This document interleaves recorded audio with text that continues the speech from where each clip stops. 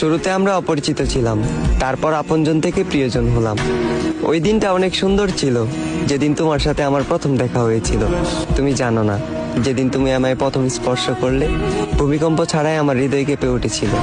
তবে আজ আবারও আমরা অপরিচিত। আজ তোমার মস্তিষ্কে বিরাজ করে তৃতীয় ব্যক্তি। তুমি ভুলে গেলে আমায়, ভুলে গেলে আমার ভালোবাসা, হারিয়ে ফেললে অতীতের সকল স্মৃতিশক্তি।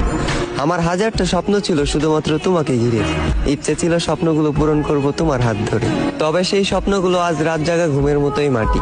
তাই অপূর্ণতার স্বপ্ন নিয়ে আজ আমি ব্যর্থতার পথে হাঁটি। তুমি চলে যাওয়ার পর আমি বহুদিন ঠিক মতো খাইনি, আয়নার সামনে দাঁড়ালে মাঝে মাঝে নিজেকেই চিনতে পাইনি। তুমি চলে যাওয়ার পর আমি শুধু তোমাকে হারাইনি, হারিয়ে ফেলেছি আমার মানসিক শান্তি।